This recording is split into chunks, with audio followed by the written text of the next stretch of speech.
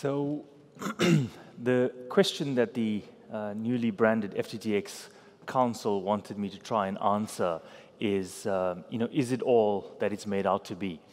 And while the Internet of Things is relatively new in terms of the word and the terminology that it's trying to service, it's not that new. So I thought, let me answer the question first, because it's just easier to do that, and then I can talk about whatever else I wanted to talk about in this slideshow. So the answer is yes, it is all it's made out to be.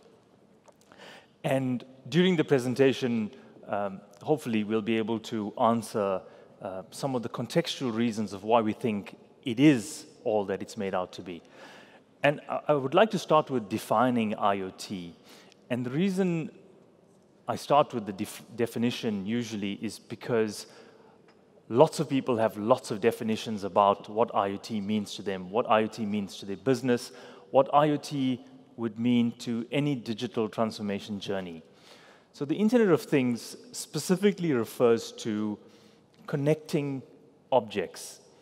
And those objects could range from very simple temperature sensors to more advanced pressure sensors to things that are able to detect specific pollutants in the air, or even determining what driver behavior is based on how he's actually acting in a motor vehicle.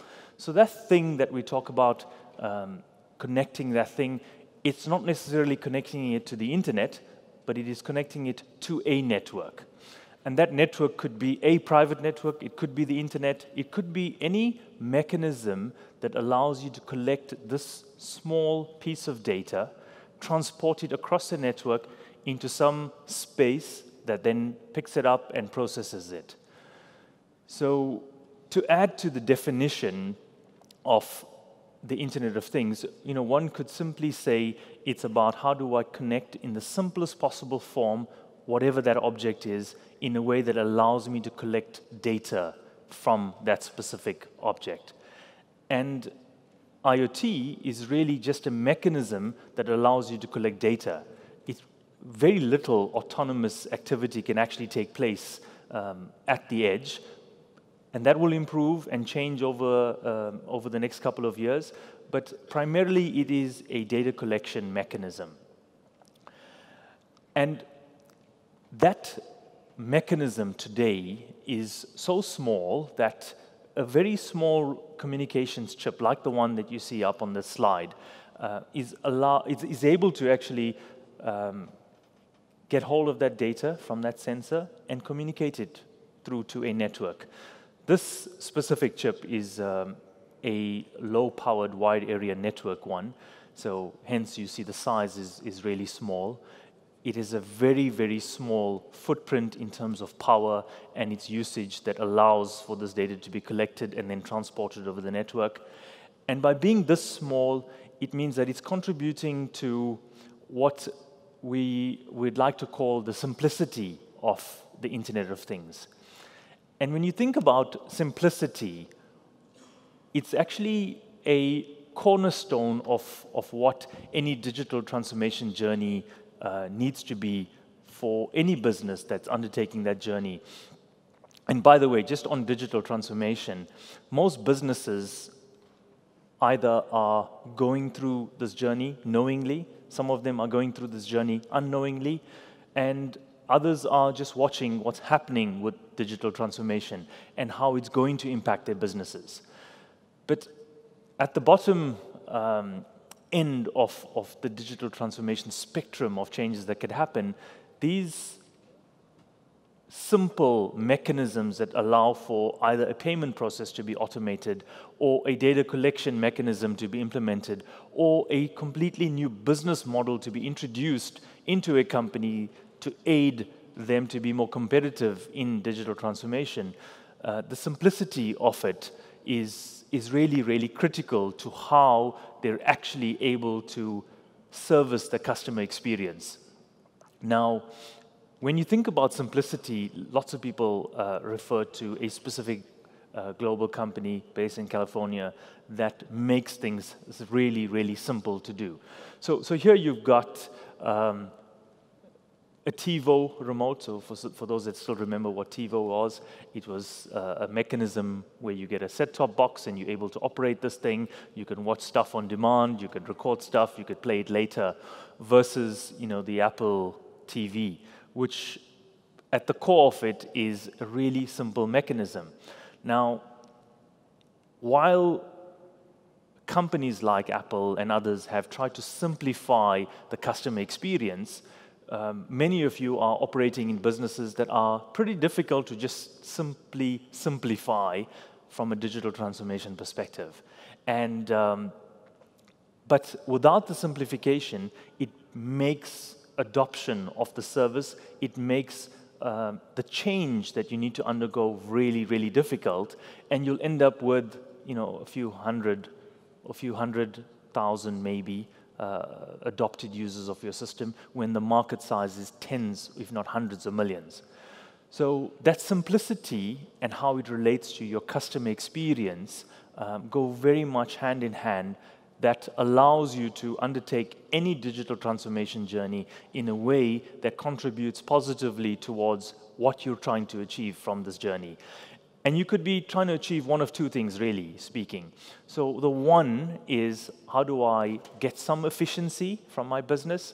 And that efficiency could be a cost saving, it could be a time saving, which of course relates to costs, or it could fall into a different category that says, how do I do some form of revenue enhancement using a digital transformation process or journey, or more specifically, using the Internet of Things that allows me to gather more contextual data, to know what's happening in my environment, use that data into a repository of somewhere that I can process this information. I could possibly apply an artificial intelligence engine to it, get specific insights from this engine, and use it to either modify my business process, enhance my business process, or create a new revenue stream for my customer.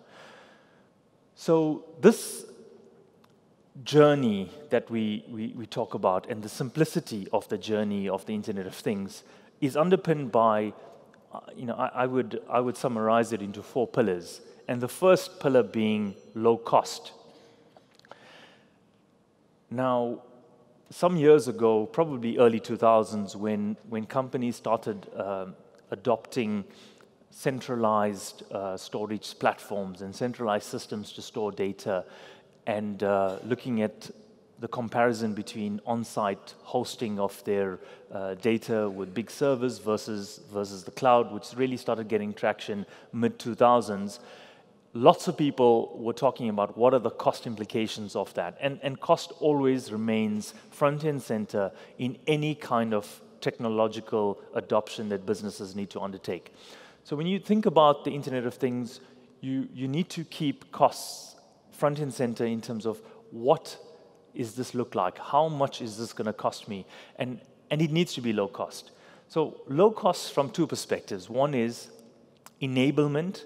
How do I make something communicate in the cheapest possible way? So what kind of a chip do I need to add to this thing?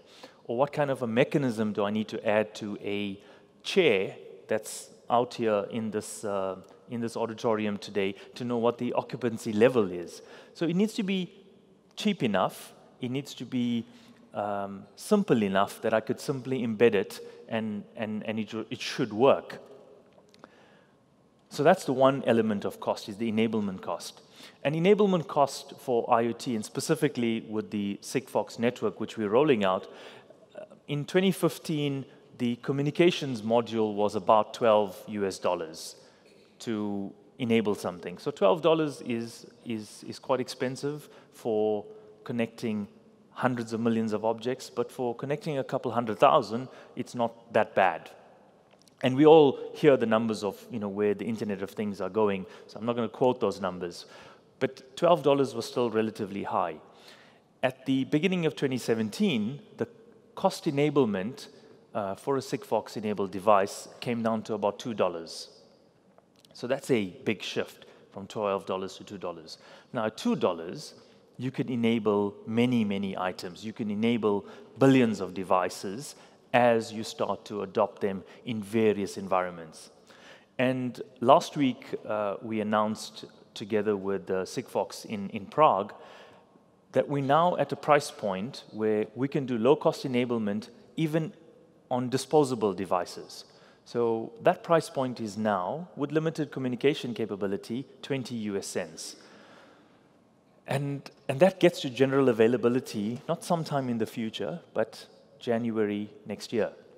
So that changes what I can enable. So I could now put it into a tracking envelope. I can put it into any package that's being shipped around the country or around the world and be able to know when and where this item is and when it's actually opened, because I now have a disposable mechanism that I could embed in that specific object. So cost is a critical component when you think about Internet of Things.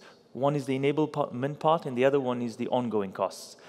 And the ongoing costs is really your connectivity costs. And I think earlier in the year, or late last year, this movement of data prices must fall, made lots of headlines around what are those costs of mobile data. We've taken this mechanism of the business model that typically gets used for charging for data, and we've turned it around a little bit. Not a drastic improvement, but what we've done is we've come up with maximum pricing and said this is the maximum you would ever pay for a device per annum, not per month, not per packet, not per day, not per bundle, but a maximum price you pay per annum, and then we have a minimum price that you pay per annum. And that price ranges from, depending on volumes, from about 7 Rand per annum to about 120 Rand per annum. So that, price point of this connected object is already designed to allow you to connect hundreds of millions of objects that can be used in South Africa or can be used in any other part of the world. The second pillar in IoT deployment, there needs to be some form of long-range communication mechanism. In other words, I must not have to deploy Bluetooth low-energy base stations in every room, in every building, in every company in the country. I need to have base stations that are deployed that can cover very, very vast amounts of the land mass of where people live, where people work. And long-range communications mechanisms using a sub-gigahertz radio, like the picture I showed you right at the beginning with the man's finger with the chip on it, that's a sub-gigahertz chip able to communicate at very, very vast distances. So we started rolling out this dedicated IoT network at the beginning of this year, probably February, late February, and today, because of this long-range capability, we're able to cover about 64% of the population. So that's a very short space of time to cover a very vast amount of the population, which will allow us to make this connectivity available throughout the country. So a long-range mechanism inherently built into this technology called Sigfox allows us to do such crazy amounts of coverage that we have today. The third pillar is low power. So if you think about power consumption in a communications device, and we all have these communications devices. I see some people with 2 communications devices as well, on the lap, one for calls, I suppose, and then one for cheap data. I don't know what else you would use them for. But you know how often you have to charge your phones. You know that you can't go, for most smartphones, you can't go beyond 2 or 3 days. In some cases, you can't go beyond half a day. So power consumption on a communications device becomes critical. And for the Internet of Things to really deliver its power and capability of being able to operate in an environment that you don't need to go charge this device. Now imagine if you had a water meter that's supposed to report your usage, and you've got to go charge this water meter or the device that's on there once a week. It's not going to work, right? You need the battery life to last as long as the actual application use. So if I'm putting out a water meter, and that water meter is going to last 15 years, the battery must last 15 years. End of story. There should be no debate about how do I match my use case to the battery life versus what this thing needs to do. And today, and I'll touch on a couple of examples later, we have devices that are built specifically for that use case, and they last 15 years. So we have devices that could be a secondary tracker in a motor vehicle, and that will last 3 years, not because the vehicle lasts 3 years, but because you might want to change that device. You might want to change the location of it at some point in time. So low power is a critical underpinning pillar of the Internet of Things, and for allowing for the power usage of that device to match very much to the actual use case, from something that lasts 6 months today to lasting 15 years. And those devices exist already today. So nothing that we are talking about today will be some stuff coming in some distant future. So the device that I spoke about, the disposable one, that must be so small, so cheap that you can embed it in an envelope or a package, that might have the capability to just send out 2 messages, because you only want it to send out 2 messages, and it will last for as long as that journey takes. It could even last for a couple of months while this thing is transit, depending on who your postage company is. It varies from country to country when you want to ship something. Sometimes it could take a week, sometimes it takes a couple of months. So you want to be able to cater for those cases as well. The 4th pillar is reliability and security. So security has become a real concern for businesses as they consider how this new mechanism, this new thing that's now in my network, this new thing that I'm now rolling out hundreds of thousands of in my business, are these things able to communicate on the internet? What information are they able to send?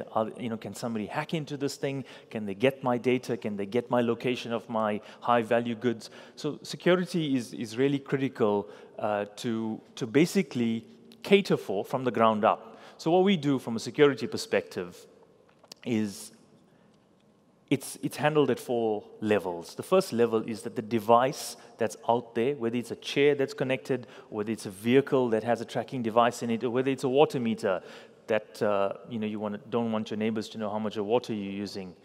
Oh, actually, there's a more appropriate example, but we'll have to skip that considering the country we're in, Western Cape. So, but that usage information it could be quite sensitive. It could be really sensitive that I don't want anyone to know it. So that object that you got deployed in the field needs to be secure enough. So firstly, what we do is the security level is inherently built in that nobody can talk to this device, right? So you can't initiate communication to the water meter. It's just not possible to do that. What happens, though, is the meter will initiate communication back to the base station in a very secure way.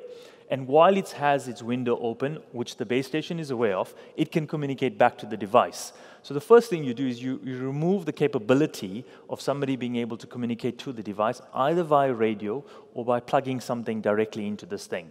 So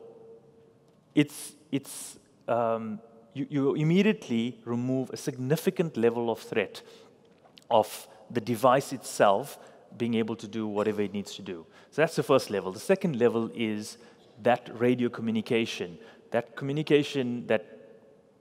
is encapsulated between the device and all the way to the base station. And that's in an ultra-narrowband frequency. It's sub-gigahertz.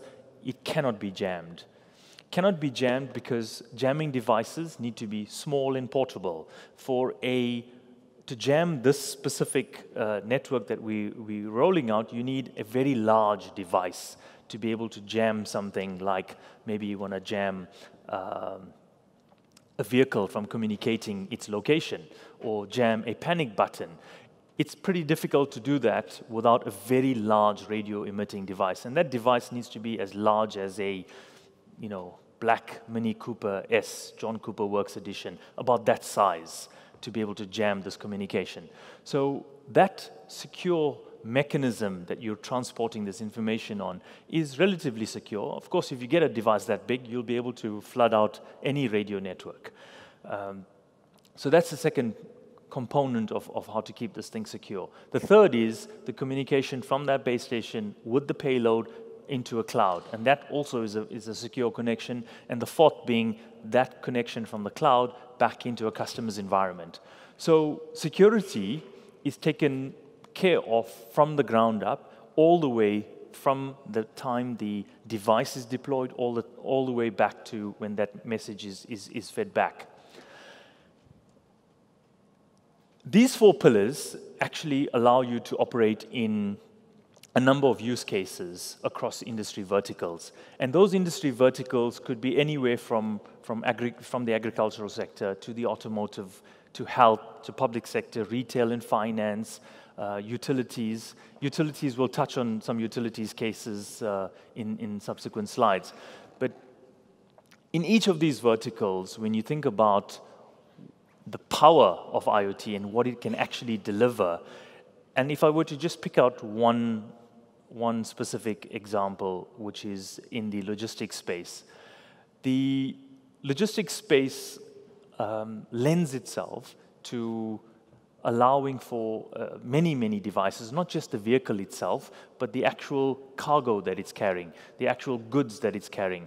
And we've been talking to a retailer recently that receives these goods, which are perishable goods, food items that get to their store, and they, at the receiving part of the store, they first check the temperature levels of these food items that was delivered to them. And if it is outside of specific thresholds that they specified for those items, they have to send it back. So that creates a couple of challenges. The first thing it does is that the shelf remains empty, right? They only know they're not going to put this item on the shelf after they've received it at the store itself, so they have to send it back, so there's a cost of sending it back. Those goods have to be destroyed because that's the rules of that specific chain, and they have to now request another delivery. So that's not useful for the customer, it's not useful for the store owner, it's not useful for the retail chain, it's not useful for the producer. So enabling that specific example with IoT, where you're constantly providing temperature information to some central place that is monitoring this, not with a human being, preferably with a machine, that can pick out these issues way in advance of it happening, knowing that when it does get to the store, it's not going to be at the right temperature. You can already dispatch another set of stock. And then using that information, determine how do I actually correct this behavior going forward.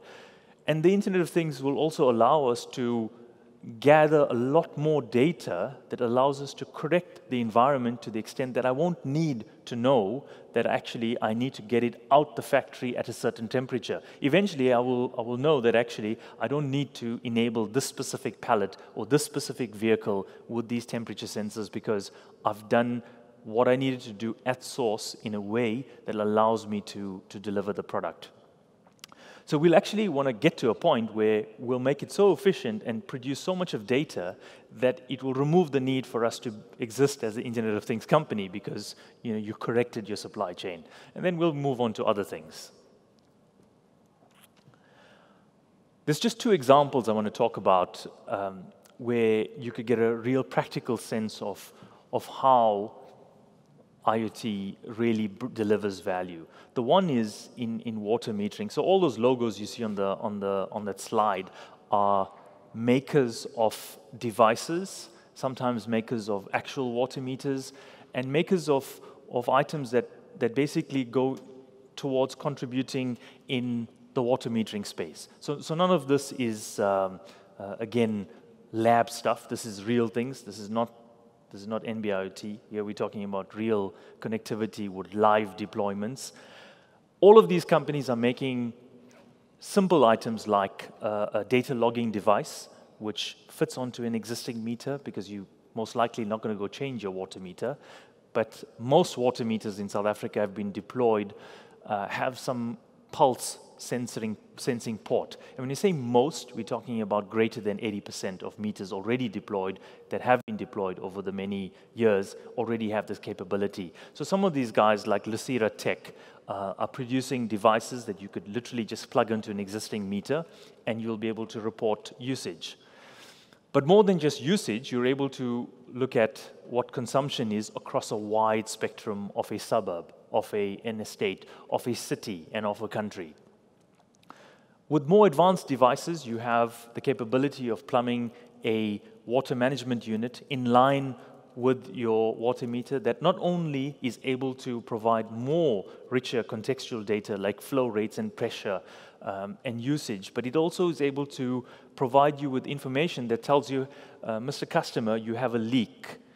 And they're able to do that by learning from the usage patterns. Of course, they're learning with the leaks, but they're also learning the different pressure changes that take place to this meter and can, with a high level of accuracy, determine whether that home has a water leak. This water management device as well has the capability to shut down your water to a trickle, so not completely zero it out. And that's useful for many, many cities actually around the world, not just Cape Town that has this massive water issue at the moment, but you're able to allocate a quota for a specific household. And you can say, once you've exceeded that quota, this meter will now go down into a trickle mode. So you can still drink a glass of water, you could still fill up toilets, but you may not be able to take a long shower.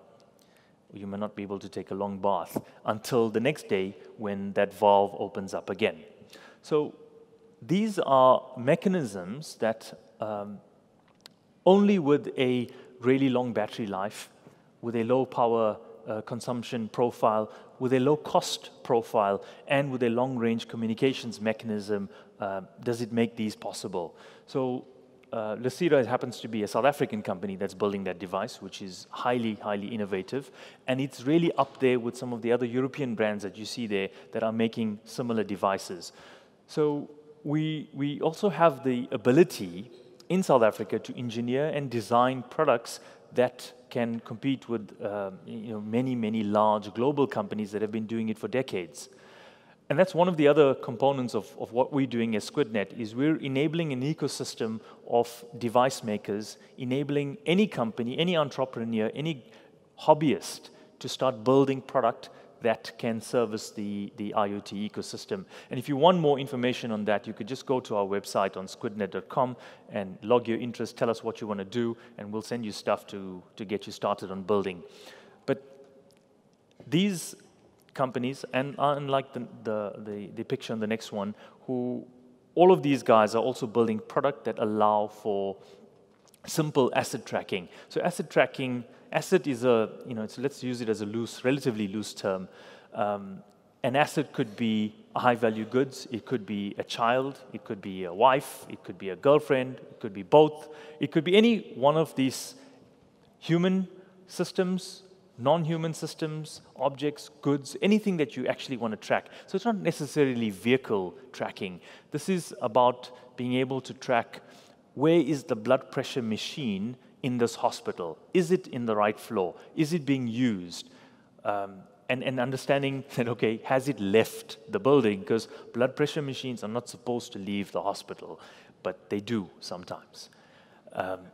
So the idea is to be able to track everything and anything that is supposed to be at a certain point, or track something to the extent that tells you when it has entered an area that it shouldn't enter.